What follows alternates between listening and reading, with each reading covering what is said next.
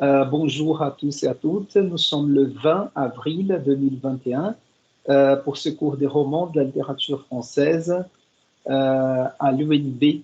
Et donc, comme je disais, dans les cours précédents, nous avons parlé de Houellebecq, de sa figure d'auteur, un peu son style polémique.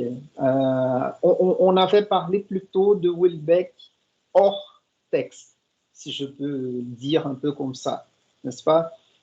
Nous avons parlé un peu de du concept de posture d'auteur. Souvenez-vous, donc ce mélange de discours verbal et d'attitude non verbale qui configure surtout dans des cas comme de Houellebecq, des cas d'auteurs qui mélangent un peu la figure publique de l'écrivain ou de l'auteur avec les narrateurs ou le personnage des romans.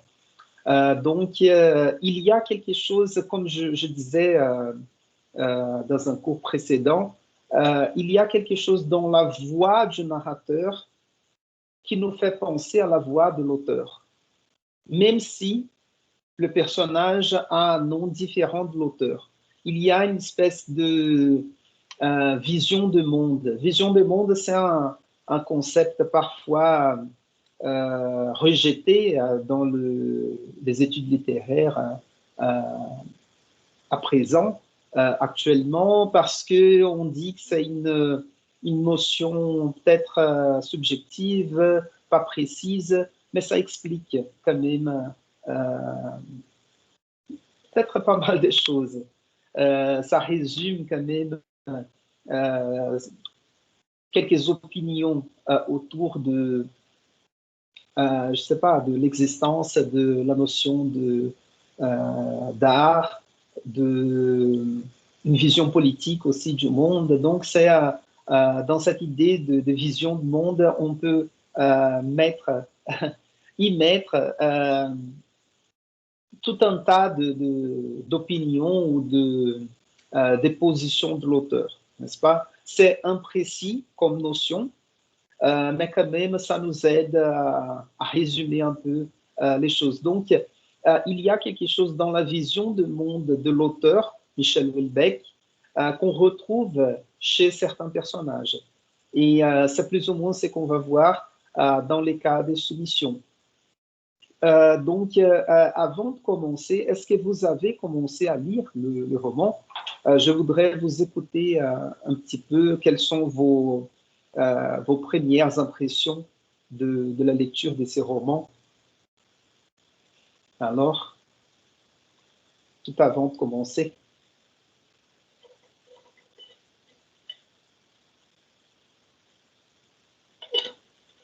Un grand silence. Cela veut dire que vous n'avez pas encore commencé à lire le roman. C'est ça? Et... Oui, j'ai commencé, mais je le trouvais un peu difficile. Donc, Pourquoi? euh, pas beaucoup sur le conteúdo, mas a trama em si do texto eu achei um pouco densa demais, então eu sempre prefiro não me exprimir a respeito, porque eu ainda não tenho opinião formada. D'accord. Encore un témoignage. Daniel, je vois que tu es là. Oui, bonjour. Bonjour. Et à mon avis, tu as déjà fini la lecture du roman? Oui, j'ai fini l'audio en fait. Parce que comme Rodrigo a dit, c'est surtout les débuts du roman, ce sont des idées qu'on n'est pas normalement, qu'on ne discute pas normalement. Et on ne savait pas s'il parle de l'auteur, que j'ai oublié le nom, celui qui a été le sujet de sa thèse. Oui. S'il parle de lui-même, c'est quoi? C'est difficile de comprendre le contexte où il est, mais ce qui m'a aidé à lire les livres, c'était vraiment l'audio. Des fois, parce que là, on a ça donne un ton, on commence à... C'est comme s'il racontait l'histoire, donc comme c'est un narrateur en première personne, on dit ça en français? Oui, voilà, voilà. Donc, on les comprend mieux. Et bon, c'est ça, mais c'est sûr que les livres, il y a des idées fortes. Mais après avoir écouté les entrevues de Michel Houellebecq et avec aussi le dernier cours, même si je continue avec mon opinion de lui, je peux les comprendre mieux maintenant. Oui. Cool. Merci pour ce témoignage. Et oui, je vais penser quelques données de vos témoignages. Et tout d'abord, oui, c'est dense comme livre, raison pour laquelle peut-être je l'ai mis comme la deuxième lecture, parce que nous avons encore 2 autres livres à lire. On va lire 2 livres, 2 petits livres en 3 semaines peut-être, avant la fin du semestre. Tout d'abord, on a commencé avec Leila Slimani, qui, au niveau du langage, c'est assez facile, n'est-ce pas? Je suis sûr que vous êtes d'accord avec moi. Peut-être les plus difficiles de Leila Slimani, c'était de suivre la violence qui ouvre le livre et les enjeux de la vie quotidienne de ces gens-là, les couples, les enfants et la nounou. Mais au niveau du langage, au niveau il y a des questions importantes posées dans ce livre. Nous avons débattu quelques-unes ensemble ici, donc voilà. Mais au niveau de la lecture, c'était assez facile.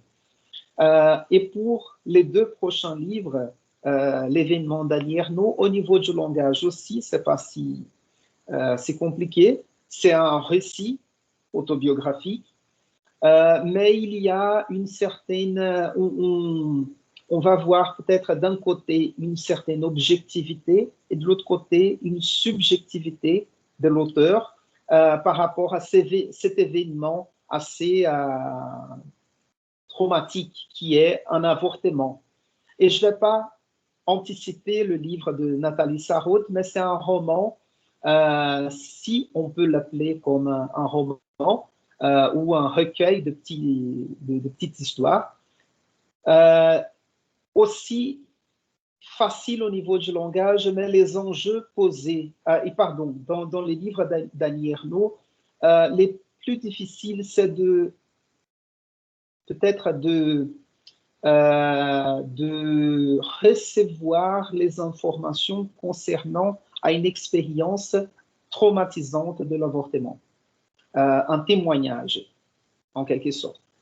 Le 4e roman, celui de Nathalie Sarraute, Tropisme, les plus dérangeants, ce sera peut-être au niveau de l'intrigue, qu'il n'y en a pas, et de personnages qui n'ont pas de densité, en quelque sorte. Donc, avec Nathalie Sarraute, le langage sera facile à comprendre. Par contre, il y aura quelque chose de difficile à saisir parce qu'elle met en question certains éléments, certains aspects structuraux du roman, c'est-à-dire l'intrigue et les personnages. Cela dit, on revient à Michel Houellebecq. Et pour les 2 derniers romans, ce sont des romans que vous allez lire rapidement. Dans une semaine et demie, vous serez capable de finir ces romans-là. Pour le cas de Houellebecq, ces romans-là précisément. Nous avons tout d'abord ce tableau d'une France en 2022. C'est ce que lui-même, Michel Houellebecq, appelle une fiction politique, pas une science-fiction, mais une politique fiction, une fiction politique d'anticipation. Le livre a été publié en 2015, qui parlait de 7 ans plus tard. En plus, peut-être au contraire de certains livres, par exemple de science-fiction, nous avons ici un roman qui joue avec la réalité, donc avec les contextes politiques, culturels et le contexte sociétal de la France d'aujourd'hui. Donc, il y a quelques aspects, quelques éléments du contexte, de ces contextes politiques, culturels, sociaux, que peut-être vous n'avez pas, n'est-ce pas, qui sont importants pour la compréhension du roman, mais je peux le dire qu'ils ne sont pas fondamentaux pour bien comprendre le roman. Surtout parce que le roman, il a plusieurs couches, on peut dire comme ça, camades, pour analyser ou saisir. Et normalement, dans n'importe quelle lecture, ça c'est sûr, nous sommes incapables de saisir ou de comprendre toutes les couches posées ou présentes dans les livres. Et cela, pourquoi? Parce que aussi, comme moi je l'ai dit assez souvent, au contraire de la théorie ou au contraire de toute théorie, le but de la théorie, c'est de découper la réalité pour l'expliquer, découper la réalité pour mieux l'expliquer. Donc, d'une certaine façon, je peux faire cette généralisation que toute théorie simplifie la réalité pour l'expliquer. Et moi, je placerai la littérature du côté de la vie, de l'existence, c'est-à-dire tout est là, mélangé et ensemble, comme on dit dans l'expression en portugais, junto e misturado, n'est-ce pas? C'est-à-dire qu'il y a des éléments subjectifs, il y a des éléments sexuels, par exemple dans ces romans, il y a des enjeux évidemment politiques, existentiels, etc. Donc,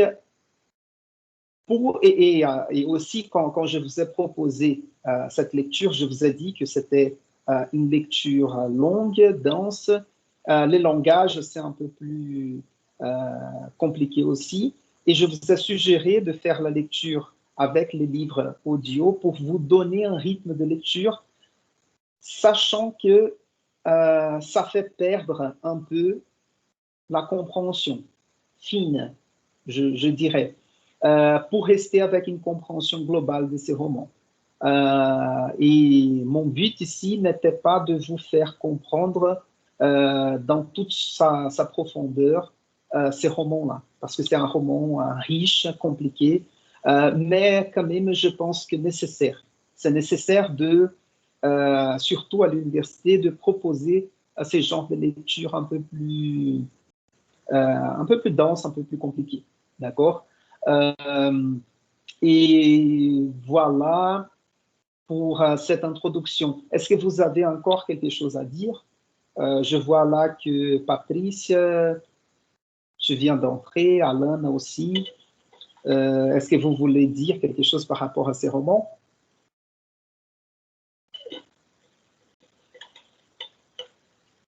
Non? D'accord. Donc, ce que je vous propose pour aujourd'hui, c'est de faire une lecture de première page du roman pour expliquer un peu plus quelques détails de ce... par rapport à... je vais essayer d'expliciter certains éléments déjà discutés ici par rapport à la figure de Michel Houellebecq et d'autres qui seront présents dans ce livre-là. D'accord? Donc, je commence, comme vous n'avez pas de questions, je commence par partager mon écran avec le texte de Michel Houellebecq. Il est où, là?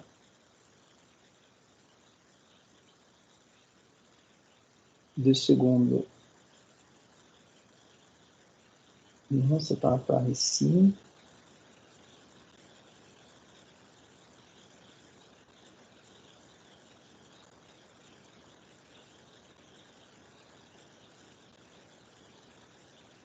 Voilà.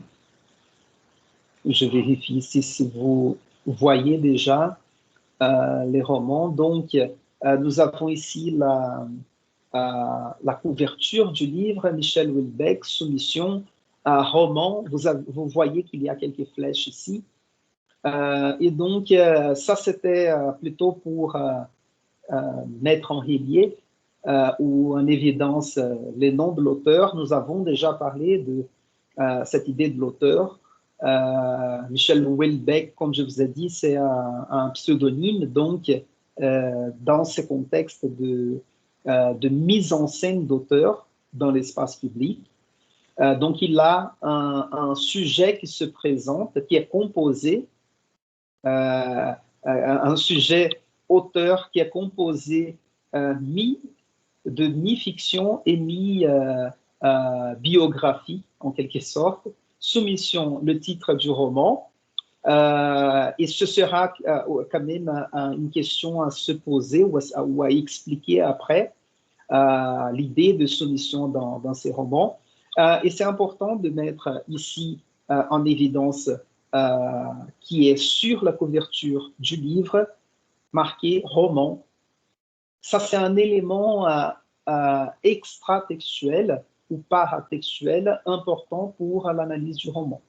Parce que cela veut dire que on ne peut pas ou on ne doit pas, on ne peut pas être naïf. C'est-à-dire, on ne peut pas confondre le personnage avec l'auteur, même s'ils ont, comme je disais tout à l'heure, une vision de monde semblable, même si ils ont un nom différent. Parce que pour être une autobiographie ou une autofiction, il fallait avoir cette coïncidence du nom de l'auteur et du nom de personnage, ce qui n'est pas présent dans ces romans. Par contre, c'est important de penser à cet élément paratextuel, la couverture du livre qui nous indique qu'il s'agit d'un roman, parce que dès qu'il joue avec le contexte politique et contextuel de la France d'aujourd'hui, ça c'est une façon aussi de donner à l'auteur une certaine liberté de pensée, de proposition, d'écriture, sans être condamné ou sans être persécuté par un personnage ou un autre réel qui est représenté dans cette œuvre. Par exemple, le cas de Marine Le Pen, la politicienne française d'extrême droite, n'est-ce pas? Le personnage de Benabès, les candidats de la fraternité musulmane, c'est un personnage fictif, donc pas de souci avec lui. Mais par contre, Marine Le Pen est bien représentée dans les romans. Donc, on avance ici. Il y a d'autres éléments paratextuels ici, pas importants à vérifier. Et sinon, voilà, peut-être on peut commencer par ici. Présentation de l'éditeur. Dans une France assez proche de la nôtre, un homme s'engage dans une carrière universitaire. Et ici, c'est important aussi parce que vous allez voir, vous avez déjà commencé à voir, si vous vous êtes mis déjà à la lecture de ces romans, nous avons un personnage qui est tout d'abord, qui parle d'abord de ses années d'études, et puis il se présente comme professeur universitaire. Cela est important, cet élément d'un personnage pour le professeur universitaire. Je dirais important sous deux aspects, c'est-à-dire d'abord et tout court,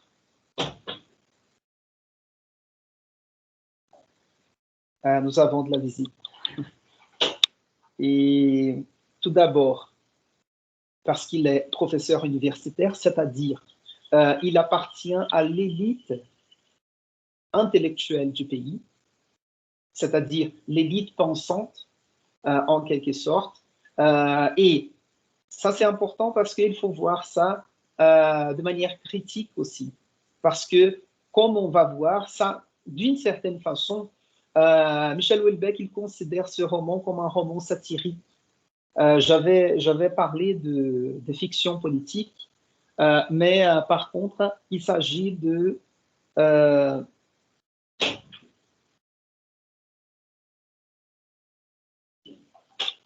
nous n'avons plus de visite. Il s'agit d'une fiction politique, mais selon lui, selon Michel Houellebecq, il s'agit d'une satire. Donc, il faut considérer tout d'abord ce professeur universitaire comme appartenant à l'élite intellectuelle, à l'élite pensante de la France, mais comme on va voir l'évolution des événements représentés dans ces romans, cette élite pensante, elle, d'une certaine façon, arrête de penser et adhère à un programme de réduction de la liberté politique et individuelle par conséquent. Donc, nous avons là le portrait de quelqu'un qui appartient à une élite intellectuelle, pensante, qui va tout d'un coup ou soudainement arrêter de penser ou arrêter de penser, c'est une façon de dire, c'est-à-dire ne va pas faire face, ne va pas affronter ces changements de régime démocratique vers un régime plutôt autoritaire, religieux, n'est-ce pas? Et d'une certaine façon, là c'est un côté, n'est-ce pas? Un professeur universitaire, intellectuel, pensant. De l'autre côté, nous avons un professeur de littérature. Donc, nous avons un corps ici. Comme vous savez, les chats, ils ne savent jamais s'ils veulent entrer ou sortir. Donc, ils veulent être entre. Donc, et je ne peux pas laisser la porte ouverte ici. Et de l'autre côté, nous avons, voilà, le criminel. Et donc, en tant que prof de littérature, il va nous apporter quelques enjeux par rapport à la littérature aussi, n'est-ce pas? Et donc, et là, je profite à ces moments de parler du personnage en tant que prof de littérature, prof universitaire de littérature. Et Daniel avait dit que c'est difficile à faire la distinction entre le professeur et Huysmans, l'auteur qu'il étudiait ou qu'il a étudié dans son doctorat. Ça, c'est intéressant parce que c'est quelque chose qui se passe au niveau, qui se passe avec nous quand on étudie un auteur comme lui. Ça nous fait parfois la proximité avec le texte, la vision du monde de cet auteur, ça nous fait nous confondre avec l'auteur. Et ça, c'est intéressant parce que ça se passe aussi au niveau du langage, en quelque sorte, n'est-ce pas? Voilà. Donc, oui, c'était ce moment-là pour parler de cet homme engagé dans une carrière universitaire. Peu motivé par l'enseignement, il s'attend à une vie ennuyeuse mais calme, protégée protégée des grands drames historiques. Ça, c'est important aussi de penser à cette idée de peu motivé à l'enseignement, comme une critique aux professeurs universitaires aussi. n'est-ce pas?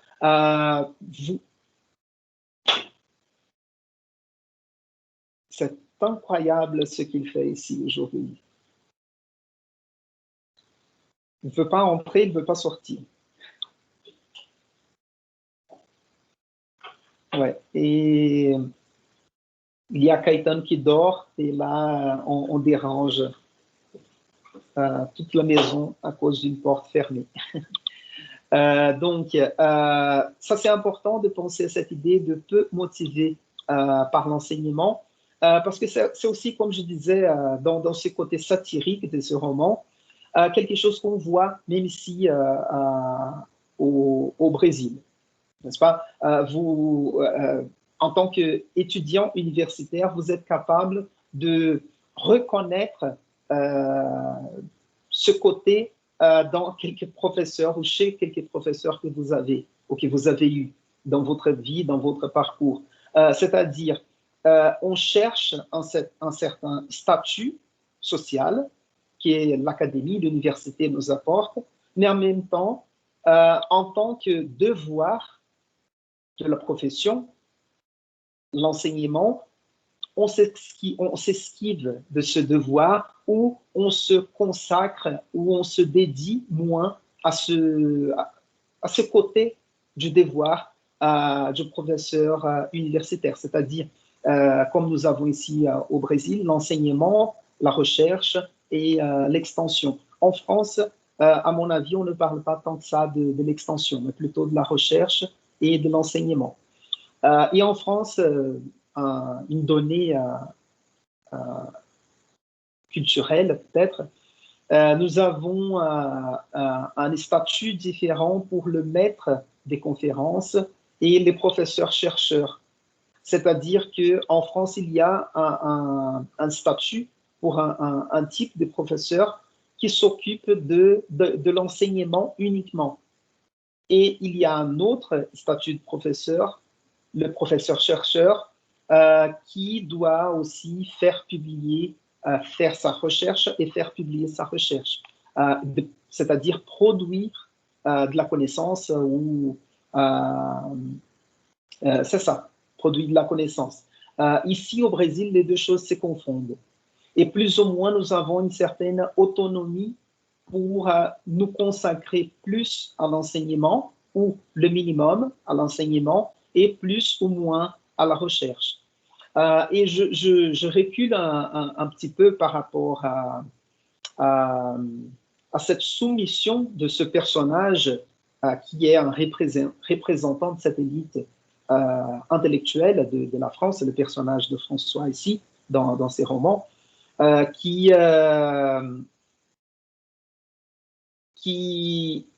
ça nous sert, là on parle d'un contexte français, mais c'est intéressant aussi d'utiliser cette réflexion sur le contexte français pour penser à notre contexte brésilien à présent aussi. Je ne vais pas faire ce détour d'utiliser tout le temps pour faire des comparaisons, mais il y a plusieurs aspects qui nous permettent, et ça c'est le côté critique de la littérature, c'est-à-dire un roman dont le contexte est la France de 2022, qui nous permet de penser le Brésil de 2021 et de 2020, n'est-ce pas? Donc ça, c'est quelque chose d'intéressant aussi. Ça nous aide à poser des questions pour réfléchir à propos de notre condition, de notre contexte historique, n'est-ce pas? Voyons, donc peu motivé par l'enseignement, il s'attend à une vie, etc. Cependant, les forces en jeu dans les pays ont fissuré le système politique jusqu'à provoquer son effondrement. Cette implosion sans soubresaut, sans vraie révolution, se développe dans un mauvais rêve, comme un mauvais rêve. Les talents de l'auteur, sa force visionnaire, je souligne ici, nous entraînent sur un terrain ambigu et glissant. Donc, le premier paragraphe, nous avons les contextes du roman. Le deuxième paragraphe ici, nous avons une note sur l'auteur. Les talents de l'auteur, ça c'est en quelque sorte inquestionnable. normalement, comme je vous ai dit, Houellebecq, comme un écrivain polémique, il fait chauffer les opinions sur lui, donc les opinions restent mitigées. Si on prend au sérieux ce qu'il dit, ou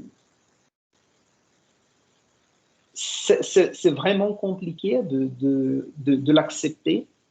Par contre, il pose des questions importantes qui nous font réfléchir de manière critique à propos de notre contexte historique, n'est-ce pas? Mais il faut faire attention quand même. Et surtout, je vais vous montrer le portrait de la femme présent déjà dans les premières pages de ces romans. C'est déjà quelque chose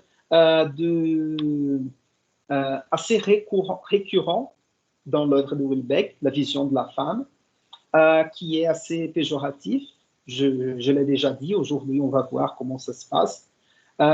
Mais ça s'est dessiné de façon très réaliste, ce qui nous dérange un peu, n'est-ce pas? Comment aujourd'hui quelqu'un est capable de dire ces choses-là? N'est-ce pas? Ça, c'est ce côté un peu polémique. Donc, sa force visionnaire, il a ce côté visionnaire avant, en quelque sorte. Le livre a été publié en 2015. Emmanuel Macron, il a été élu, si je ne me trompe pas, en 2016, n'est-ce pas? Et à cette époque, à l'époque de la publication de ces romans, on voyait une montée de la présence de l'islam dans la société française. On sentait déjà quelque chose venir, n'est-ce pas? Et je vous ai raconté la proximité de Michel Houellebecq avec les journalistes du journal satirique Charlie Hebdo, qui a été victime d'un attentat terroriste en 2015. Donc, ce côté visionnaire de Houellebecq est dit, est reconnu, et il n'est pas spécifiquement, ou il n'a pas un rapport spécifique avec ce livre-là. On est capable de voir cette force visionnaire dans d'autres livres de Michel Houellebecq aussi. Donc, il construit en quelque sorte cette aura, autour de lui, parce que dans plusieurs romans, il arrive à prévoir quelque chose dans la société. Et ça, c'est quelque chose que j'ai déjà commenté aussi dans un autre moment. Ce côté visionnaire, c'est-à-dire, d'une certaine façon, et raison pour laquelle je vous ai proposé de lire cette lettre ouverte de Michel Houellebecq sur la pandémie, en un peu pire, c'est ce que nous avons vu dans les cours précédents, parce que ces auteurs-là, ils sont capables de sentir la société et les moments historiques, et de mettre en jeu, et de mettre en scène dans leur représentation fictionnelle quelque chose du moment dans lequel on vit, n'est-ce pas? Ça, c'est ce côté visionnaire. Son regard sur notre civilisation vieillissante fait coexister dans les romans les intuitions poétiques, les effets comiques et une mélancolie fataliste. On va essayer de voir ces trois dimensions dans certains extraits du roman. Donc, effet comique, intuition poétique et mélancolie fataliste. Ce livre est saisissant, c'est une saisissante fable politique et morale. Romancier, essayiste, poète, lu dans le monde entier, Michel Houellebecq a reçu le prix Goncourt pour son dernier roman, La carte des territoires, en 2010. Donc, et vous voyez d'une certaine façon l'importance de ce romancier.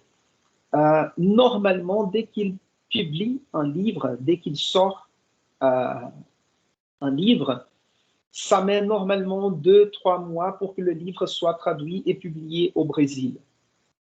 Donc, vous voyez comment ça se vend, comment il est reconnu comme un écrivain important. Cela ne veut pas dire qu'il est un écrivain facile ou que ce qu'il propose soit de facile digestion. D'accord? Donc, avançons dans les livres. Je ne vais pas lire cette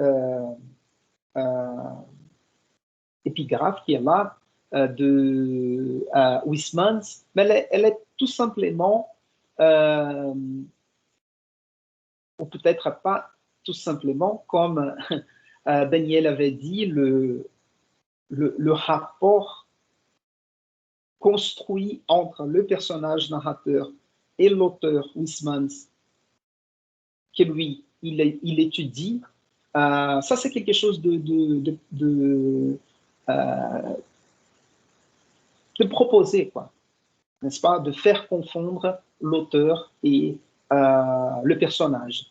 Mais peut-être, je ne vais pas lire l'épigraphe, mais peut-être la fin, les 3 dernières lignes sont intéressantes parce que, comme vous savez, normalement, les épigraphes servent à anticiper quelque chose du livre, n'est-ce pas? Ça sert plus ou moins, pas comme résumé, mais peut-être comme un motif, n'est-ce pas, pour déclencher l'écriture du roman. Et nous avons ici audiopoème, ici dans le cas, il s'agit d'un roman. Au fond, se dit-il, en se levant et en suivant les quelques personnes qui se dirigeaient, rabattus par le Suisse vers la porte, au fond, j'ai le cœur racorni et fumé par les noces, je ne suis bon à rien.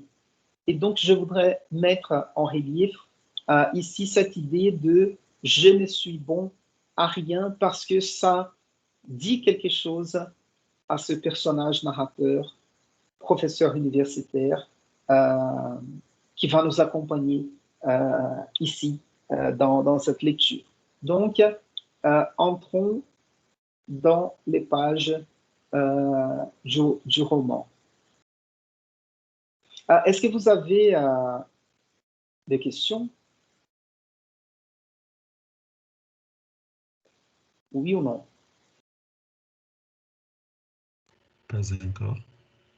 OK. Donc, voyons ici. Je vais lire presque toute la première page, d'accord? Et ça commence comme ça.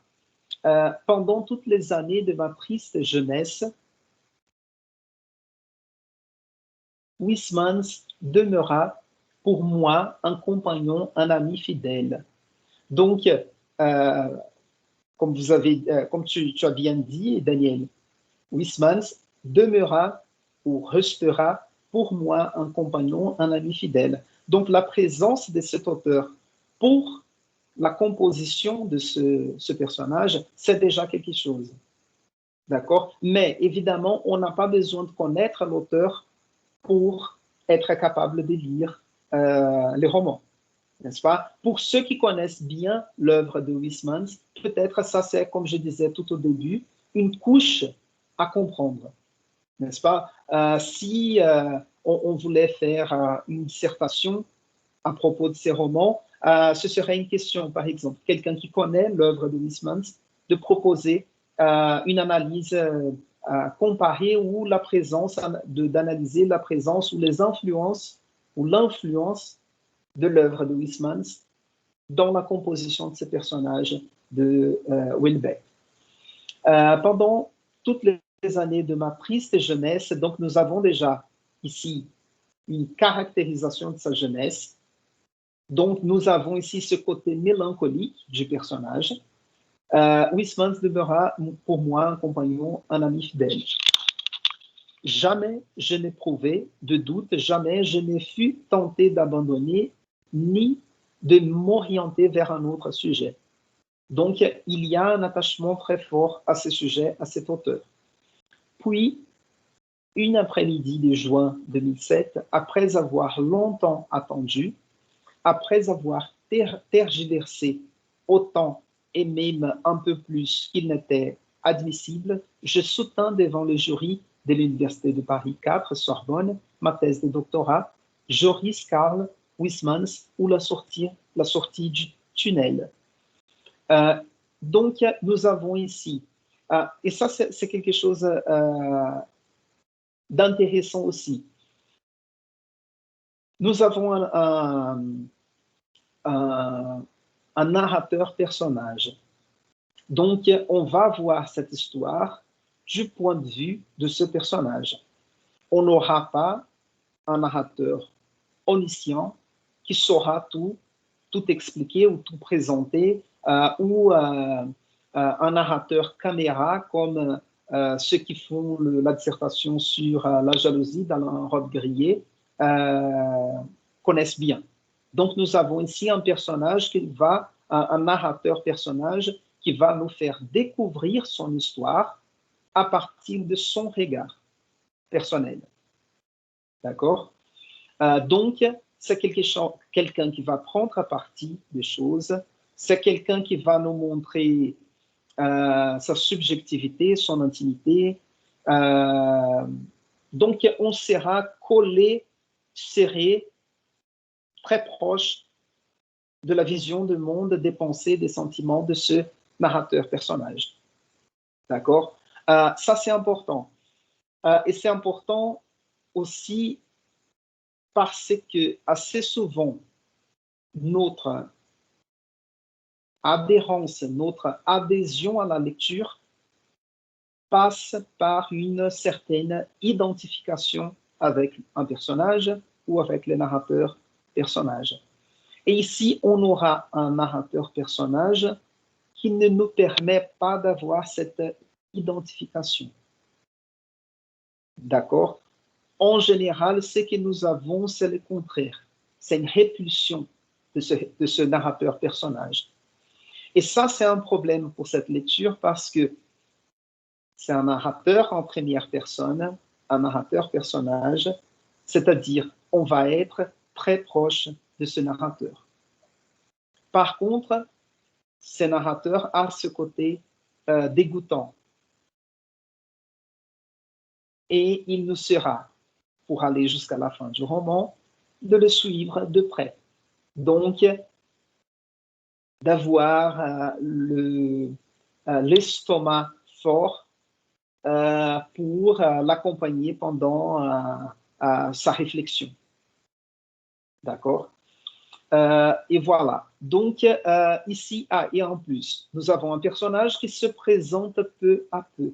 Donc, il commence à se présenter par rapport à son parcours académique, n'est-ce pas, professionnel académique.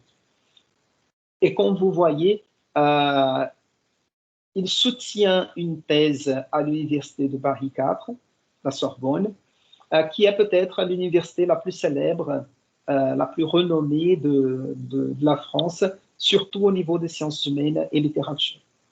N'est-ce pas? Et là, comme je disais tout au début, ça c'est important pour penser à l'élite intellectuelle de laquelle il fait une satire.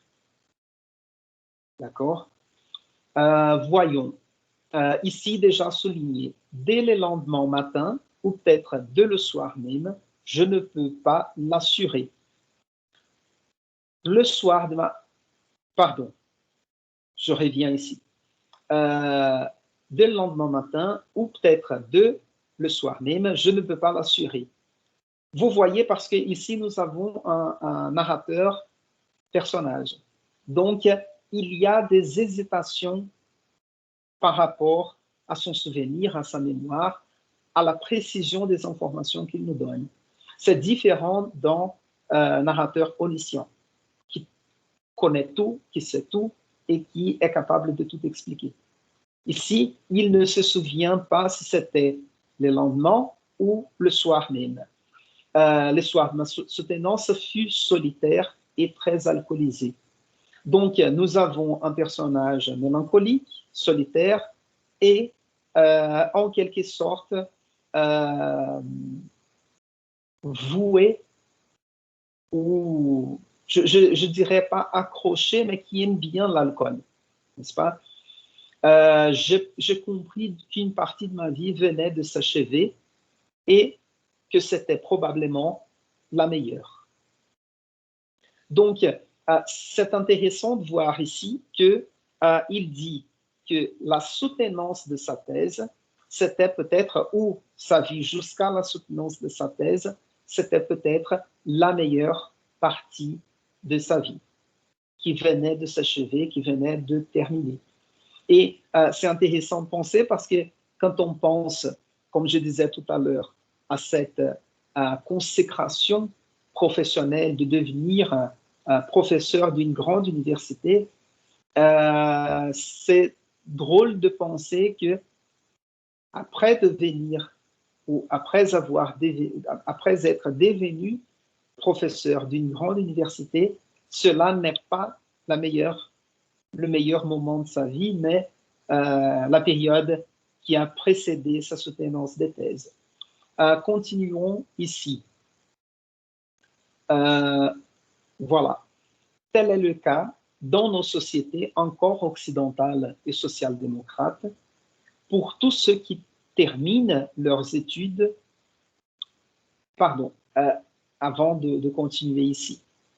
Donc, nous avons un premier paragraphe qui est la présentation de ce narrateur-personnage, au moins au niveau de ses études.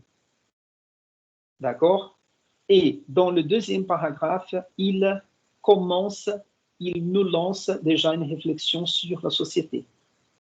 Et ça, c'est quelque chose de très important parce que il y aura dans ces genres, et peut-être c'est ça qui fait Marcus.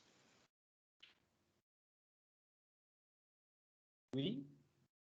Ah non, parce que tu as ouvert le micro, je pensais que tu voulais intervenir. Ah non, non, je suis désolé. D'accord. Mais c'est important ici de voir que ces romans sera composé avec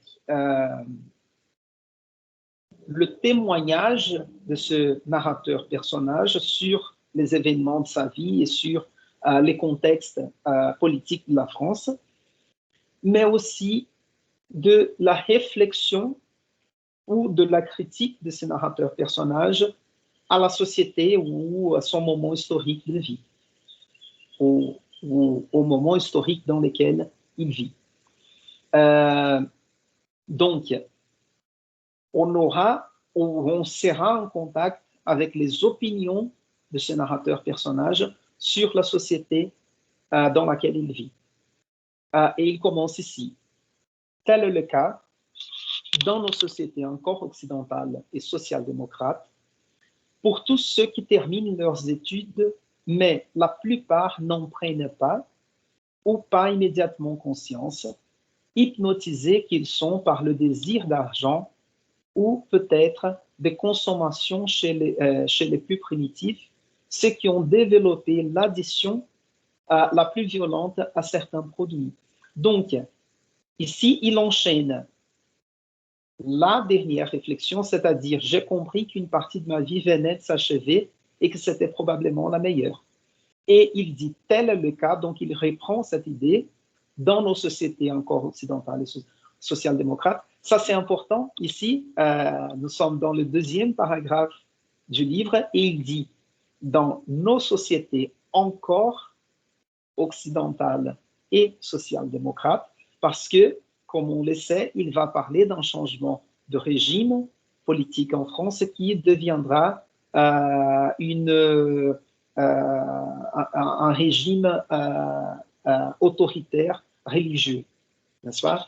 pour ceux qui terminent leurs études, mais la plupart n'en prennent pas compte ou pas immédiatement parce qu'ils sont hypnotisés par le désir d'argent ou de consommation. Voilà, ils sont une minorité, la plupart plus réfléchis et plus posés, développant une fascination simple pour l'argent, se proter infatigable, hypnotisés plus encore par le désir de faire leur preuve, de se tailler une place sociale enviable, c'est-à-dire dont on a envie, un lugar social invejável, dans un monde qu'ils imaginent et espèrent compétitif, galvanisés qu'ils sont par l'adoration d'icônes variables, sportifs, créateurs de mode ou de portails Internet, acteurs et modèles. Donc, il fait ici déjà une première critique sur les besoins de consommation dans notre société encore occidentale et social-démocrate. Et puis ici, il va parler un petit peu de Huysmans, de son travail. Là, et je vais sauter cette partie parce que c'est une couche que je vais laisser de côté. Et donc, dans la page suivante, nous avons ici, il parle encore de Huysmans, de la vie de l'auteur, mais il y a quelques phrases ici intéressantes. Par exemple, la spécificité de la littérature, art majeur d'un Occident qui sous nos yeux se termine, n'est pourtant pas bien difficile à définir. Donc, il va nous apporter ici une réflexion sur la littérature. Ce sera, on peut bien dire, un côté métalinguistique de ces romans, c'est-à-dire un roman dans lequel il y a une réflexion sur la littérature. Ce qui est intéressant, comme vous voyez, comme je disais assez souvent, de cette confusion entre la vision du monde de l'auteur et du narrateur-personnage, on sait, comme je vous ai dit dans les cours précédents, que Michel Houellebecq est quelqu'un de critique à la place qu'occupe aujourd'hui l'Occident. Et il considère que la présence de l'islam en France, ça nous fait perdre les valeurs catholiques, occidentales, démocratiques, en quelque sorte, ou de liberté, ou même de laïcité au niveau de l'État. Donc, comme vous voyez, Houellebecq n'est pas quelqu'un très qui n'accepte pas bien la diversité religieuse, la diversité de culture. C'est quelqu'un qui se montre assez souvent quelqu'un qui s'inquiète par rapport à la présence de l'islam et de différentes cultures. Et cela, on voit par rapport au côté religieux, au côté politique. Pour ceux qui font la dissertation sur l'extension du domaine de la lutte, il se montre assez, peut-être le mot critique n'est pas très bon, mais il se montre assez,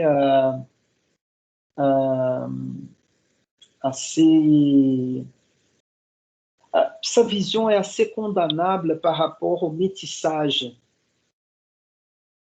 des différentes ethnies, de gens de différents pays, de différentes cultures, n'est-ce pas? Donc, c'est quelqu'un qui va toujours dire que l'Occident se perd en quelque sorte. D'accord? Ou est en train de se perdre à cause des valeurs étrangères comme l'islam ou la Chine, etc.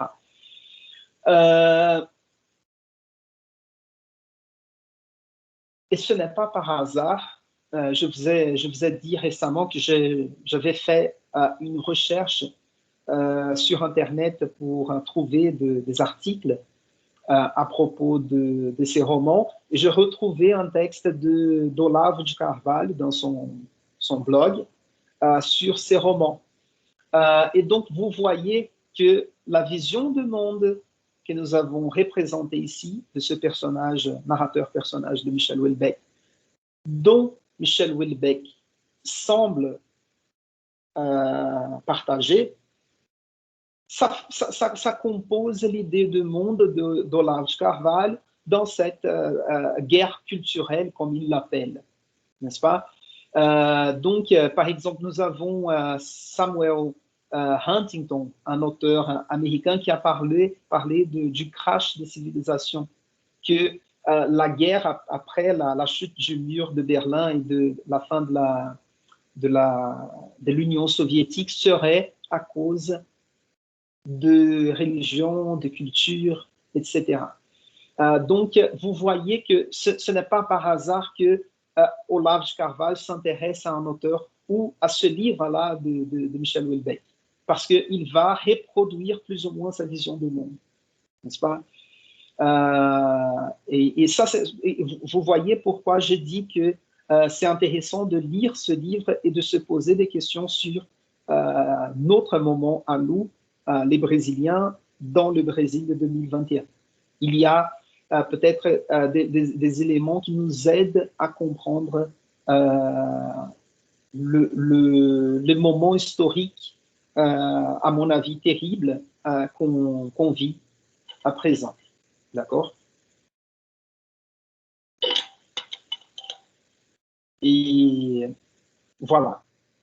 Donc, la spécificité de la littérature, art majeur d'un Occident qui, sous nos yeux, se termine, n'est pourtant pas difficile à définir.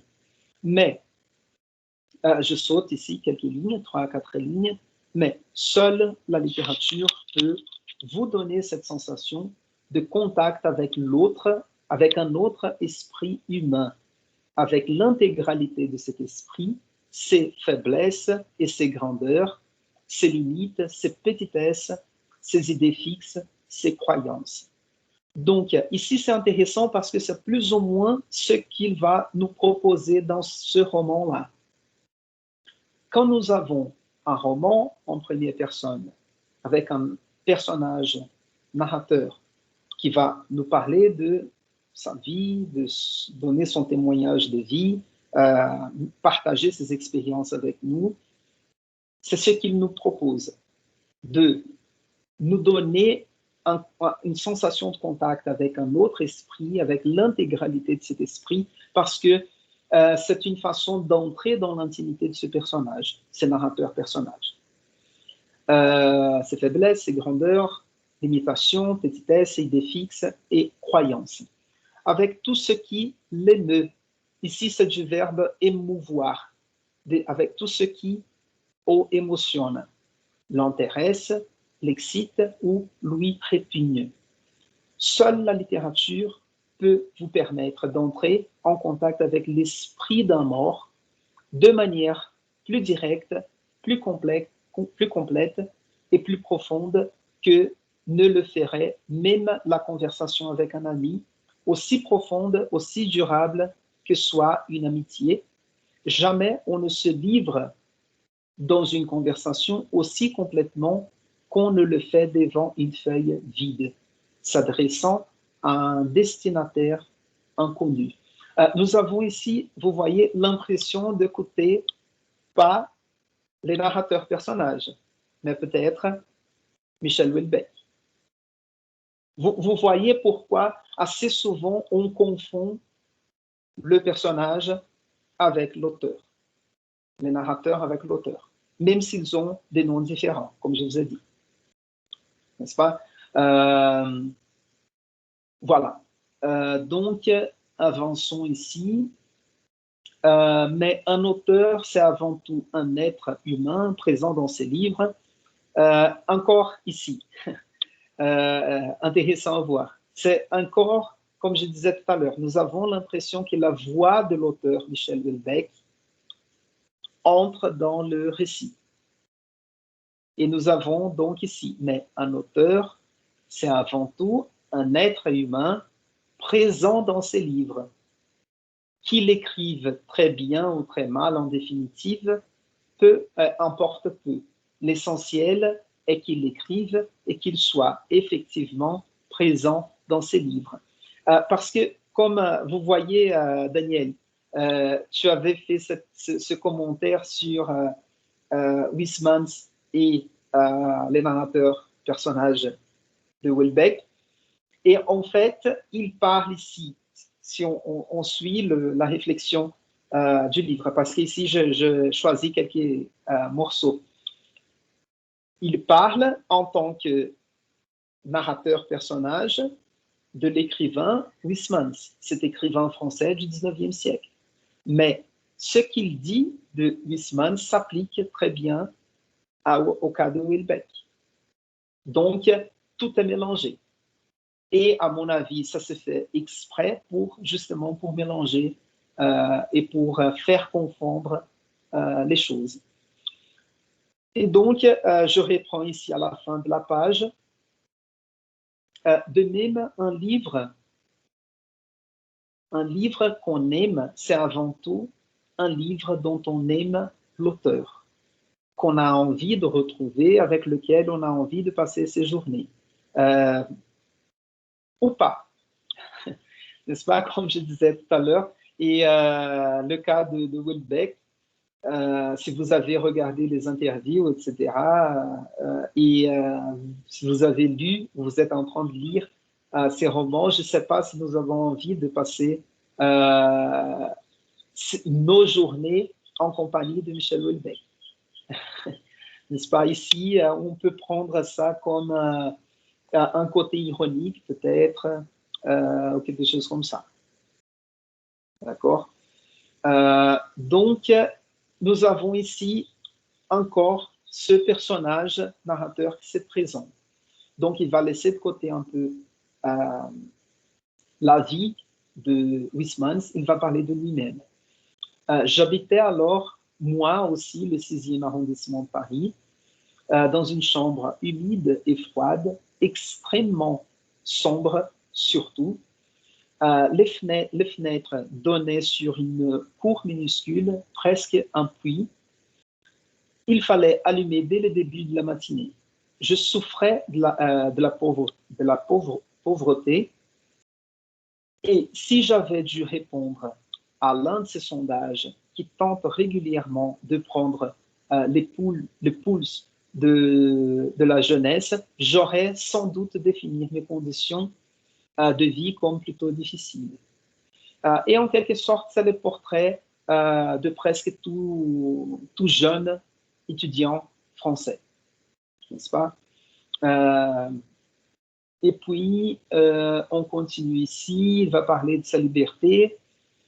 Et voilà, pendant plusieurs années, les ultimes résidus d'une social-démocratie agonisante m'avaient permis, à travers une bourse d'études, un système de réduction et d'avantages sociaux étendus, des repas médiocres, mais bon marché au restaurant universitaire, de consacrer l'ensemble de mes journées à une activité que j'avais choisie, la libre fréquentation intellectuelle d'un ami. Cet ami-là, c'est Huysmans, l'écrivain qu'il étudiait. Donc, vous voyez aussi, nous avons ici une espèce de profil, des portraits de ces narrateurs personnages qui nous montrent une certaine mélancolie de vie, une vie sans intérêt de quelqu'un qui étudie un auteur et cet auteur, c'est son seul ami, la personne qu'il fréquente. Je vais mettre entre guillemets parce que il ne fréquente pas, l'écrivain est déjà décédé, mais il fréquente ses textes, n'est-ce pas? Et c'est intéressant parce que il fait un portrait assez pessimiste de la société, de la social-démocratie, de la présente social-démocratie, et aussi assez souvent, nous avons un témoignage de la vie d'étudiant ou de la vie étudiante positif, des moments joyeux de la vie. C'est un moment de découverte de la connaissance, de la vie, de l'amour. C'est un moment de la vie dans lequel on fait des bonnes rencontres parce que les amitiés, par exemple, de l'enfance, parfois se perdent parce qu'on change nos centres d'intérêt. Et à l'université, c'est un espace d'échange, des connaissances intellectuelles, de vision du monde, et dans lesquels on rencontre des gens qui nous ressemblent en quelque sorte, qui ont les mêmes centres d'intérêt. Et voilà, et assez souvent, c'est pas toujours, mais assez souvent, c'est avec les camarades de classe qu'on va se marier, où on va avoir une petite histoire d'amour, on va découvrir, je sais pas, la sexualité, ce genre de choses. Donc, c'est un moment assez souvent, de manière générale, les témoignages sur la vie étudiante sont les contraires de ce portrait montré par Houellebecq sous la vue, le regard de ces narrateurs-personnages. Donc, nous avons, comme je disais tout à l'heure, un narrateur-personnage mélancolique, qui a une vision assez sombre de la vie, n'est-ce pas? Par exemple, il dit que après la soutenance de sa thèse, il s'est rendu compte que le meilleur de sa vie s'était déjà passé. Et par exemple, moi, quand je raconte mes années de doctorat, c'était les meilleures années de ma vie, peut-être. J'ai fait plein de choses. Et en plus, j'ai écrit la thèse, je l'ai soutenue. Mais quand même, après aussi, la vie change. On commence une vie. On décide ce qu'on va faire de notre vie professionnelle, amoureuse, etc. Donc, c'est une partie importante, mais il y a d'autres moments importants aussi de la vie. Comme vous savez, je viens d'avoir un enfant.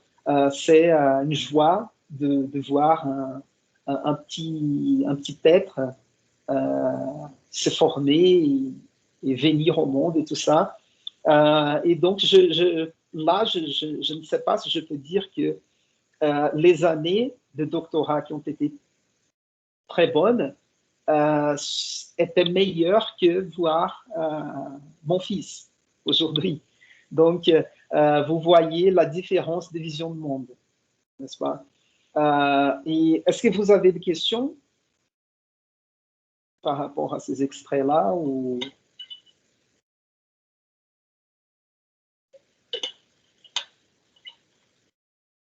Non? D'accord. Pas de question. D'accord. Merci pour ce retour. Donc, je saute encore ici. Il va parler un peu de André Breton, etc. Je passe à la page suivante. Mais cela était fini. Ma jeunesse, plus généralement, était finie. Bientôt maintenant, et sans doute assez vite, j'allais devoir m'engager dans un processus d'insertion professionnelle, ce qui ne me réjouissait nullement. Ce que ne me réjouissait nullement. Voilà. Donc, nous avons dans cette première séquence une présentation, moi je dirais une espèce de portrait étudiant professionnel, n'est-ce pas? Il se présente comme l'étudiant, un doctorant, n'est-ce pas?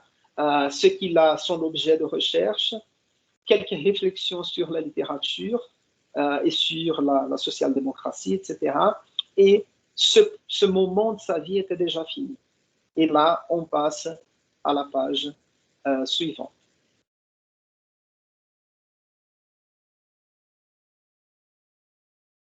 Voilà.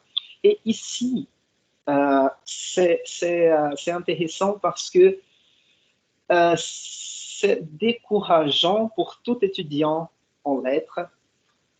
C'est déprimant même sa vision du monde, n'est-ce pas? Et là, je voudrais lire et commenter. Je voudrais vous écouter aussi à propos de cette vision qu'il a de de perspective d'un étudiant en lettres, n'est-ce pas? Et donc, nous avons ici, et c'est intéressant parce que c'est quelqu'un qui vit de la littérature, différemment. C'est quelqu'un qui produit de la littérature et qui a fait de l'argent et qui a construit tout un patrimoine avec ses polémiques et avec ses livres publiés. D'accord? Je parle de Michel Houellebecq et je ne parle pas du personnage narrateur ici. Donc, il dira, les études universitaires dans les domaines des lettres ne conduisent, comme on le sait, à peu près, ne conduisent, comme on le sait, à peu près à rien, sinon pour les étudiants les plus doués à une carrière d'enseignement universitaire dans les domaines des lettres. Donc, vous voyez ici, c'est-à-dire étudier les lettres ou faire des études en lettres, ça ne sert absolument à rien. C'est comme pendant mon doctorat, j'ai fait 6 mois à Berlin, en Allemagne. Je décidais de partir à Berlin. J'avais déjà fait une année d'études, ce qu'on appelle un doctorat sandwich en France. Et je suis parti 6 mois à Berlin, en Allemagne, parce que j'aime bien la ville, et pour étudier allemand. Et aussi, il y avait un rapport quelconque avec mon sujet de thèse, qui était les 3 derniers romans de Céline, de Louis-Ferdinand Céline. Et dans ces 3 derniers romans, ils sont connus comme la trilogie allemande. C'est les moments après la Deuxième Guerre mondiale que Céline part en Allemagne. Et donc, je suis parti 6 mois à Berlin. Et j'ai eu un prof d'allemand. Un jour, il m'a demandé ce que je faisais. Je lui ai dit que je faisais un doctorat en littérature. Et il m'a dit que c'était un prof d'allemand et musicien. Il jouait de la musique dans des bars. Et il m'a dit, ah, c'est joli ça, un doctorat en littérature. Moi, je connais quelques docteurs ici en sociologie, en anthropologie, et en fait, ils tiennent des bars ici à côté. Donc, vous voyez la perspective qu'il me donnait. Oui, d'accord, c'est joli d'avoir un doctorat. Je connais des gens qui ont fait pareil. Et ce qu'ils font professionnellement aujourd'hui, c'est diriger un bar. Donc, ce n'est pas une très bonne perspective, n'est-ce pas?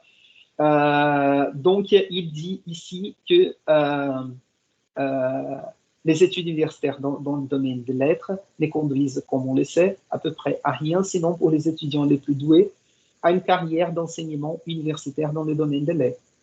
On a, en somme, la situation plutôt cocasse d'un système n'ayant d'autre objectif que sa propre reproduction, assorti d'un taux de déchets supérieur à 85 à 95%, c'est-à-dire un taux de déchets, uma taxa de descarte, c'est-à-dire que plus de 95% d'étudiants en lettres vont faire autre chose que l'enseignement, surtout l'enseignement universitaire, comme il le dit ici. Elles sont cependant pas nuisibles et peuvent être présentées et peuvent même présenter une utilité marginale. Et il dira, une jeune fille postulant à un emploi de vendeuse chez Céline ou chez Ernest, ce sont des magasins en France, devra naturellement et en tout premier lieu, soigner sa présentation. Mais une licence ou un master de lettres modernes pourra constituer un atout, c'est-à-dire quelque chose de plus, secondaire garantissant à l'employeur, à défaut de compétences utilisables, une certaine agilité intellectuelle, laissant présager la possibilité d'une évolution de carrière. La littérature, en outre, étant depuis toujours assortie d'une connotation positive dans les domaines de l'industrie du luxe.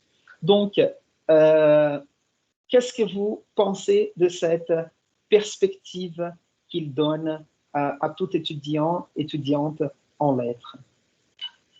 Je voudrais vous écouter.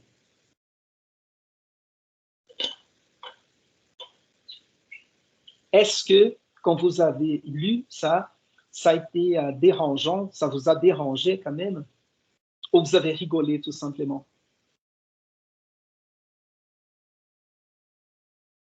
Je pense que j'écoute ça tout le temps, donc pour moi, tant pis. Je pense qu'il y a des gens qui pensent des choses comme ça. Et c'est très souvent dans ma famille, dans les rues, des gens que nous connaissons dans l'université aussi, qui sont des autres Domaine. des autres domaines. Donc, ça, c'est plutôt... Je pense aussi que c'est une faute de notre...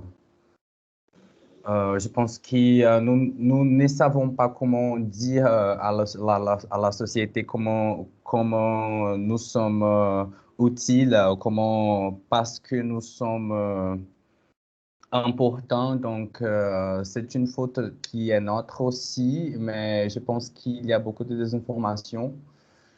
Je ne sais pas, je ne pense pas beaucoup à ça. J'essaie de débloquer tout ça et ne pensez pas parce que mes doutes sont plutôt assez. J'ai beaucoup de doutes, donc je n'ai pas besoin de plusieurs doutes comme je ne sais, oui, c'est ça. D'accord, très bien. Est-ce que quelqu'un d'autre veut nous faire un témoignage ici? OK. Merci, Marc-Edouard. C'était très intéressant de t'écouter. Moi, je pense pareil. Je sais. Je pense pareil du côté que c'est une faute à nous aussi, mais peut-être pas à nous, tout simplement à nous, étudiants en lettres. Je pense que la littérature a perdu une place importante dans la vie culturelle aussi. N'est-ce pas? Si on recule dans le temps, on voit une certaine importance qu'on accordait aux écrivains et à la connaissance littéraire. Parce que aussi, et cette faute peut-être, on peut reculer dans les temps et quand on pense à l'autonomie de la littérature à partir du 18e, 19e siècle, parce qu'avant, la littérature avait un rôle de presque d'éducation morale des jeunes gens, n'est-ce pas? On apprenait une morale, peu importe, à partir de la littérature. Et aussi, si on recule encore dans le temps, on voit qu'il y avait quand même un rapport très proche de la littérature et de la religion. Donc, la littérature était un véhicule d'une sensibilité à la religion. Si on pense à plusieurs poèmes d'éloges à la divinité, à Jésus, à Dieu, à la Vierge Marie, etc. Donc, après le XVIIIe siècle, on marche vers cette autonomie de la littérature et nous avons ce nouveau statut de la fiction comme un objet vide, en quelque sorte. Nous avons un discours sur quelque chose qui n'existe pas, sur quelque chose... La fiction, c'est plus ou moins ça, c'est une certaine virtualité, comme je l'ai dit assez souvent. Je suis d'accord avec toi dans cet aspect-là. Et l'autre, c'était... oui, je suis d'accord aussi par rapport au choix du parcours professionnel ou même intellectuel. Parce que même si on fait, je sais pas, des études en droit, ça ne garantit pas une bonne vie financière et professionnelle non plus, n'est-ce pas? Tout dépend de notre dédication à ce qu'on fait. n'est-ce pas? Et, mais il y a là une critique qu'il fait quand même, qu'il fait à peut-être un système qui peut être, surtout par rapport à la France, un système qui nous fait rêver d'une carrière universitaire, mais c'est un système hyper fermé, hyper difficile, avec peu de place pour la quantité de jeunes doctorants qu'on forme à chaque année. N'est-ce pas? Au Brésil, maintenant, ça commence à devenir la règle aussi. N'est-ce pas? Nous avons eu une période d'expansion universitaire qui nous a permis d'embaucher pas mal de gens compétents. Et aujourd'hui, ça devient de plus en plus difficile. N'est-ce pas? Et cela, je ne veux pas vous décourager. Faites ce que vous aimez et à un moment ou autre, vous allez vous débrouiller quand même pour trouver une place professionnelle et comment payer vos factures, quoi, la vie. Sinon, avant de te donner la parole, Daniel, cet extrait-là, je le vois on peut le voir comme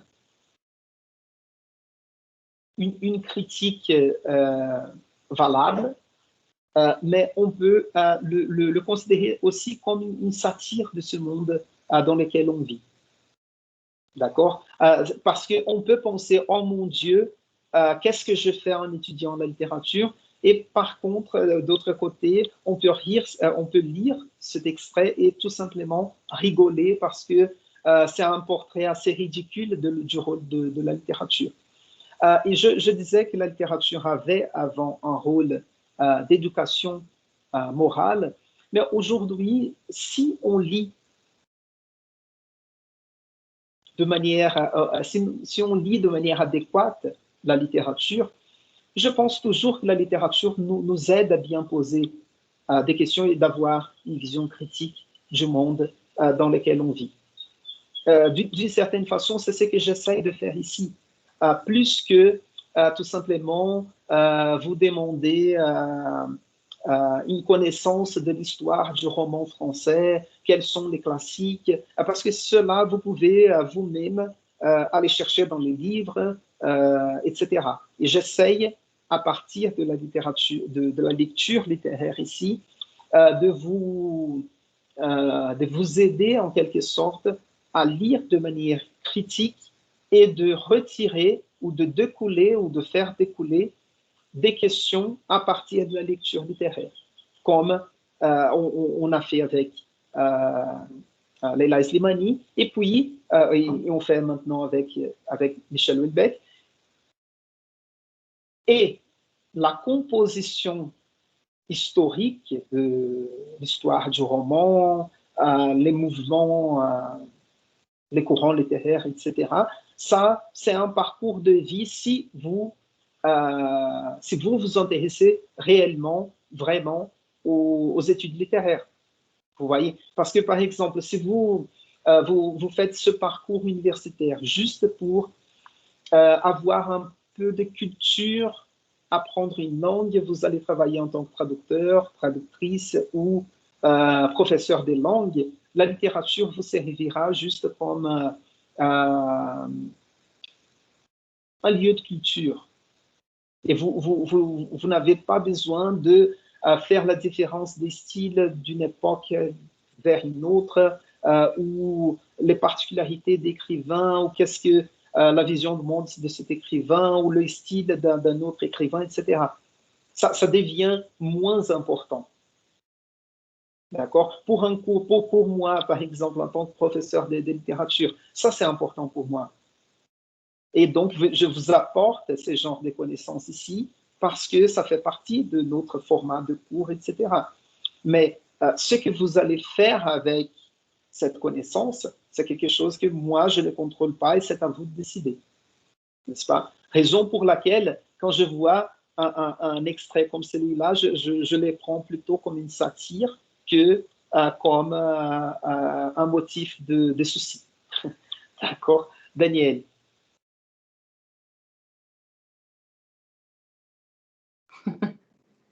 Je rigole, mais parce que je suis nerveuse.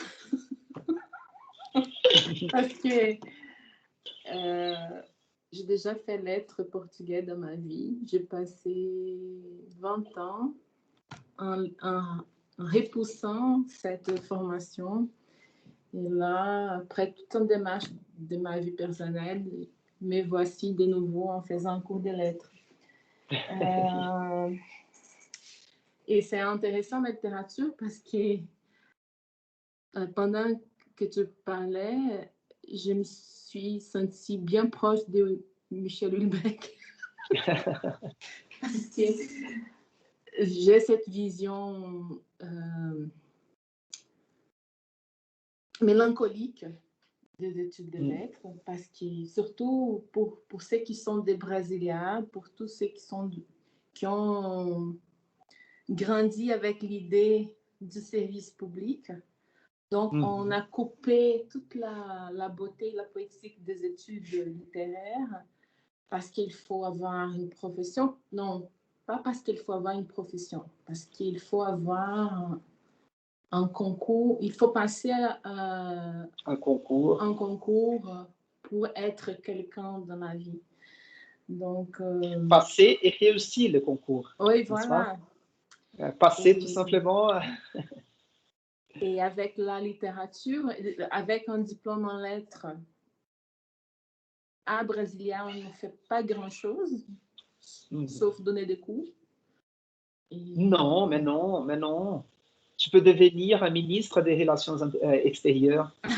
C'est possible. Mais là, il faut avoir les amitiés bien choisies. Donc, oui, il faut avoir suivi le cours, la formation d'Olavo Carvalho. Ça, c'est important aussi. Ah oui, ça aussi. Donc, ma vision, c'est un peu décourageante comme celle de Houellebecq. Dans le sens qu'à un certain moment dans notre parcours, on se dit, OK, toute la magie est finie, et qu'est-ce qu'on va faire?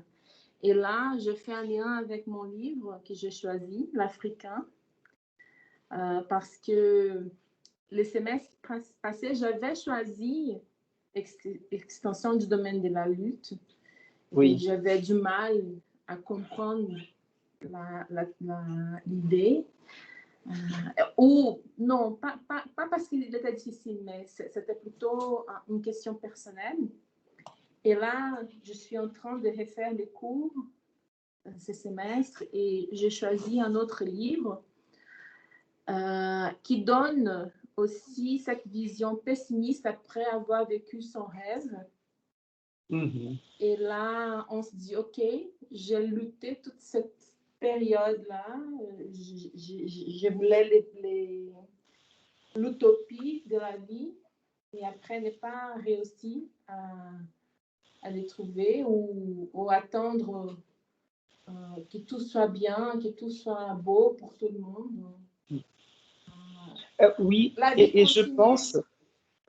Oui, et tu me fais penser à une critique qu'on fait à cette génération des millennials. Et d'une certaine façon, une critique qu'on fait assez souvent, c'est qu'ils ont été élevés avec l'idée qu'il suffit de vouloir pour avoir, n'est-ce pas? Et que si on veut vraiment quelque chose, on l'aura. Et on sait très bien que dans la vie, les choses ne se passent pas comme ça. Et par exemple, si on pense à la génération de nos parents, assez souvent, ce qu'ils faisaient comme travail, c'était ce qu'il y avait comme travail à faire. Oui. N'est-ce pas? Ce n'était pas cette idée idyllique, en quelque sorte, ou romantique, que je vais faire des études comme ça et puis j'aurai du succès dans ma carrière, ce sera facile, ce sera juste une conséquence du temps, n'est-ce pas? Il n'y aura pas l'effort, on oublie un peu le côté ou la composante de l'effort. Et comme je disais, je pense que c'était avec vous la semaine dernière que je parlais de Machiavel. de ce côté de la vertu et du côté de la fortune. Et assez souvent, la fortune nous aide aussi, c'est-à-dire le destin nous aide à trouver une place. Et parfois, il ne l'aide pas. Parfois, nous avons toutes les compétences, mais le destin ne nous aide pas. Moi, j'ai une copine, je vais juste raconter ça et je reviens parce que je voudrais lire encore un extrait du roman. Mais j'ai une copine qui a fait une licence en droit, une licence en lettres. Elle était géniale. Et puis, elle a essayé le master à UERJ, à Rio. Elle a eu la meilleure note dans tous les examens. Et en anglais, elle a été refusée, étant donné qu'elle était bilingue, quoi. Elle parlait très bien anglais. Et il n'y avait pas de possibilité de porter plainte ou de faire un recours, de recourir à cette décision. Donc, elle a perdu une année d'études parce qu'elle n'avait passé la sélection pour le master qu'à l'UERJ. L'année suivante, elle a passé la sélection au master à l'UFMG, où on avait étudié ensemble. Elle a été refusée encore une fois. L'année suivante, elle a passé encore la sélection, elle a eu la première place. Tellement elle était géniale. Et elle a fait son master en 2 ans. Et c'était une copine qui, tout le monde disait qu'elle aurait une carrière de prof universitaire brillante.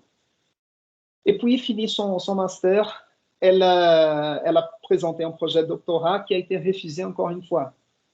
Et puis, l'année suivante, elle a présenté un autre projet, elle a été acceptée. Elle a eu du mal à faire sa thèse, mais elle a fini quand même. Et encore une chose, elle a eu la première place de la sélection au doctorat en études littéraires à l'UFMG de l'année.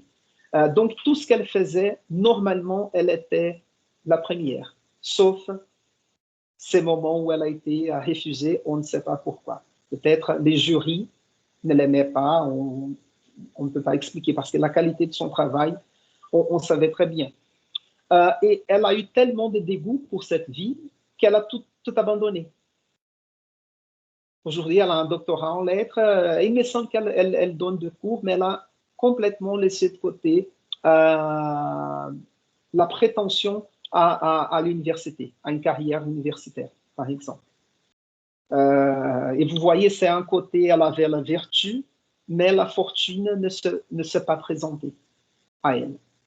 N'est-ce pas? Donc, ça, c'est juste pour fermer cette parenthèse, cette réflexion à partir du roman, pour penser à ce genre de problèmes. Cela, il nous présente, les narrateurs nous présentent une vision très pessimiste de la perspective de quelqu'un qui fait des études en lettres.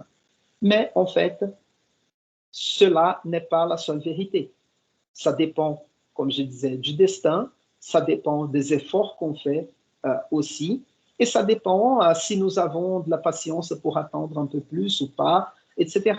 Et aussi, ça dépend de nos propres intérêts, n'est-ce pas? Par exemple, j'avais un pote à la faculté de lettres à l'UFMG.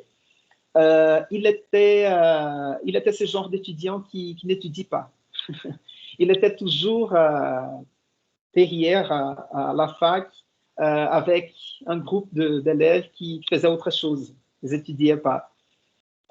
Et puis, quand il a fini ses études, il a passé un concours. Il est devenu, je ne sais pas comment on dit ça en français, mais il est devenu auditor fiscal da Receita, avec un très grand salaire. Mes amis se demandaient comment il a réussi ce concours parce que c'était quelqu'un qui n'aimait pas étudier. Et la dernière fois que je l'ai rencontré dans la rue à Belo Horizonte, il m'a dit que, en fait, ce qu'il faisait dans ce poste d'auditeur, il faisait de l'argent parce que ce qu'il voulait, c'est ouvrir une industrie des motifs sur tissu. de estamparia em tecido. Donc, vous voyez que comme étudiant, sa formation en lettres lui a servi pour trouver son chemin. Et comme moi, je faisais partie du bureau des étudiants, on lui a demandé à ces garçons plusieurs fois de donner des ateliers de peinture dans les semaines culturelles qu'on organisait. Donc, vous voyez que c'est son parcours personnel. Et c'est important aussi de voir que notre contexte à nous aujourd'hui nous permet de chercher avec une certaine liberté le parcours de vie qu'on veut, n'est-ce pas? Et ici, il joue avec une certaine perspective et avec une certaine idéalisation du meilleur du monde. D'accord? Et donc, nous avons encore quelques minutes. Je vais sauter cette partie-là dans laquelle il parle de sa thèse. Il va nous dire ici, c'est le moment où il entre à l'université. Donc, il va dire, j'avais passé les premières années de ma vie d'adulte dans une université. J'y passerai probablement les dernières et peut-être dans la même. Tel ne fut en réalité pas exactement le cas. J'avais obtenu mes diplômes à l'université de Paris 4 Sorbonne et je fus nommé à celle de Paris 3, un peu moins prestigieuse, mais située elle aussi dans le 5e arrondissement, à quelques centaines de mètres de distance. Et ici, c'est intéressant. Et puis, je n'avais jamais eu la moindre vocation pour l'enseignement. Et ici, il y a deux aspects que je voudrais mettre en évidence ou mettre en relief de ce narrateur-personnage, tel comme Michel Houellebecq. Et là, je vais utiliser une phrase de Céline, de Louis-Ferdinand Céline, l'auteur que j'ai étudié. Parce que Céline faisait aussi ce jeu d'une espèce d'autofiction, de la présence d'éléments biographiques ou autobiographiques dans l'œuvre. Et Céline disait que il ne fallait pas seulement se raconter, il fallait se noircir. D'accord? Le verbe noircir, c'est rendre noir. C'est plus ou moins, dans les contextes, il utilisait plus ou moins comme se salir, c'est rendre sale, se sujar, ouais, c'est ça, c'est bien comme traduction. Et assez souvent, les personnages de Houellebecq, et parfois Houellebecq aussi, dans sa mise en scène dans l'espace public, il essaye de se présenter pire qu'il est, de se présenter en pire qu'il est. Vous voyez, c'est quelqu'un qui va, au lieu de se vanter de ses conquêtes, il va montrer son côté plus obscur, plus pessimiste, moins beau, etc. Donc, nous avons ici, il dit qu'il avait, vous voyez, le paragraphe précédent, il parle de la difficulté d'avoir un poste. C'est les plus doués qui vont réussir quelque chose au niveau de l'université. Il l'a réussi.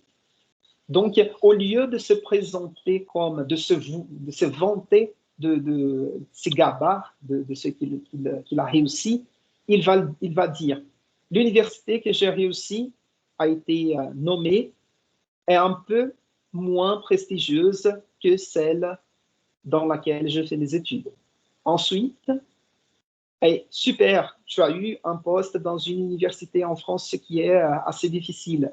Ensuite, il dit, je n'avais jamais eu la moindre vocation pour l'enseignement. Donc, vous voyez que nous sommes en face d'un narrateur-personnage qui se montre, qui ne va pas nous raconter seulement ses avantages ou seulement ses aspects positifs, ses victoires. D'accord? Ensuite, et ça, surtout au niveau sexuel. D'accord? Voyons ici.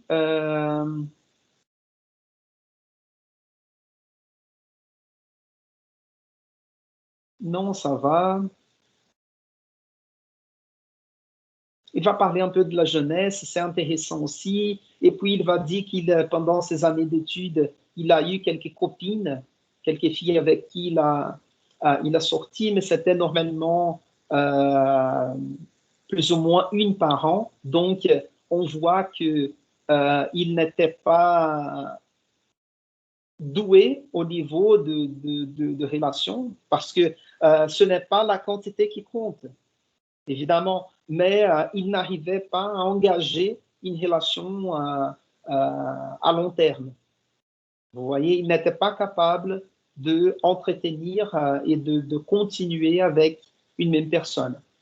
Donc, il cherchait quelqu'un d'autre, et là, il montre déjà une certaine incapacité aux relations sexuelles, affectives, etc.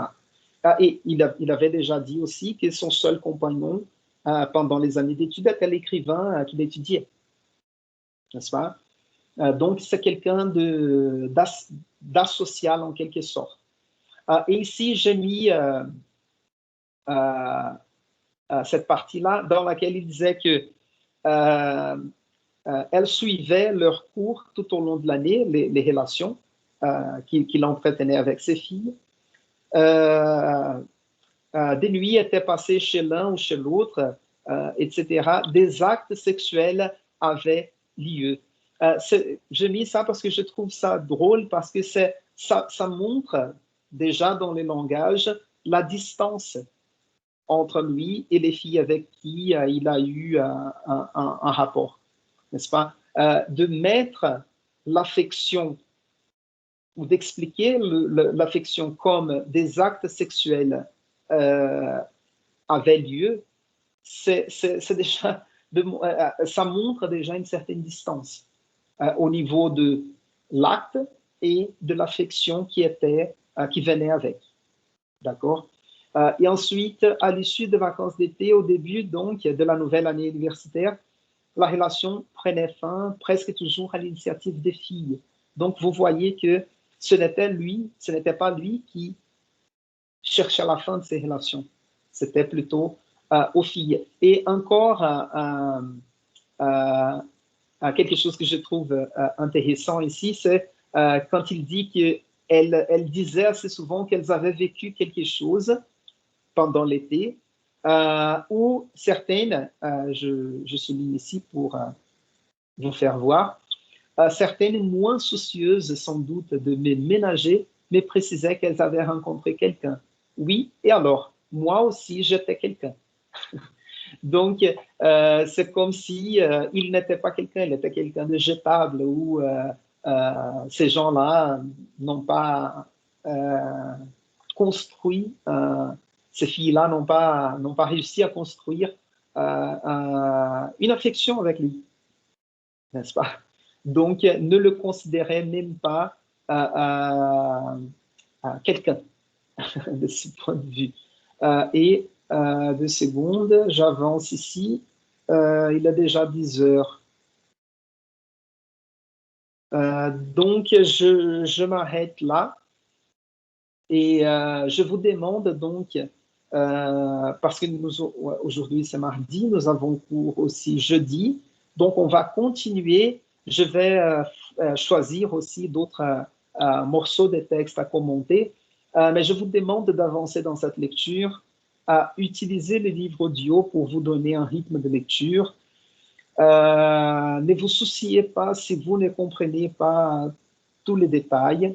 L'idée ici, c'est de faire une lecture globale du texte, au moins pour avoir une idée du style de cet auteur, quelles sont les questions, les enjeux posés ici, et pourquoi c'est un auteur très lu, mais pourquoi c'est un auteur polémique aussi.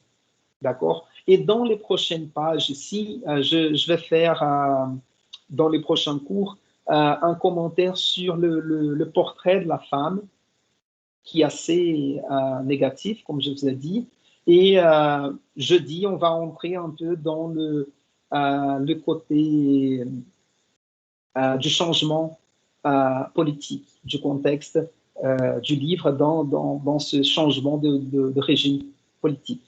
D'accord? Donc, est-ce que vous avez des questions ou c'est bon?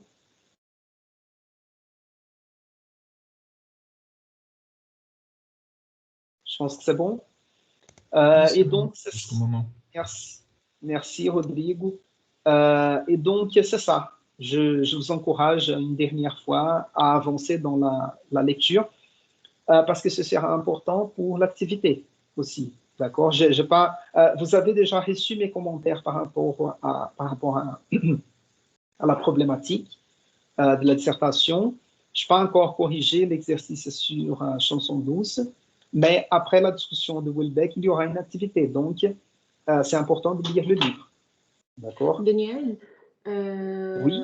Est-ce que pour la prochaine étape de la dissertation, on peut faire les corrections apportées par toi pour, oui. Les corrections à propos de la problématique? Oui, oui, évidemment, parce que moi, je comprends ce travail comme un travail en progression. Donc, dès que je fais ou dès que je fasse un commentaire sur la problématique ou sur le sujet, l'idée, c'est de corriger ou de mettre à jour, de actualiser en quelque sorte ce qui ne va pas avec le sujet ou avec la problématique. Parce que sinon, vous allez insister dans quelque chose qui ne va pas aboutir à quelque chose. Donc, c'est important. Et c'est important aussi, merci pour cette question, Daniel. C'est important aussi quand je fais des commentaires par rapport aux normes de la BNT, pour les références ou pour les citations, etc. Il faut corriger ça aussi. Parce que, comme je vous ai dit, au contraire des semestres précédents, maintenant, pour ces premières étapes, j'évalue normalement. Donc, si ce n'est pas bon, je vais réduire la note. Donc, si au moment de me rendre les plans, vous n'avez pas encore corrigé les références selon les normes de la BNT, je vais réduire la note parce que les références ne suivent pas les normes. D'accord? Donc, faites attention à ça. Chaque fois, je mets un mot disant il faut organiser les références selon les normes de la BNT et vous retrouverez les documents de la bibliothèque de l'UNB dans le canal réservé à la dissertation. Et aussi, c'est important de regarder la vidéo dans laquelle j'explique chaque étape de la dissertation. Là, j'ai remarqué qu'il me semble que quelques-uns parmi vous n'ont pas regardé la vidéo. Ils m'ont présenté au niveau de la problématique, au lieu de la problématique, une autre chose. D'accord? Je n'ai pas fait la remarque, ce n'est pas votre cas. Si je l'ai faite, donc faites attention et corrigez pour la prochaine étape. D'accord? Donc, c'est ça. OK? Donc, je vous dis au revoir et on se retrouve jeudi à 8 h du matin pour la continuation de cette lecture très intéressante qui est Wilbeck. D'accord, à jeudi. À jeudi. À jeudi. Au revoir. Merci pour l'attention. Au revoir, merci. Au revoir.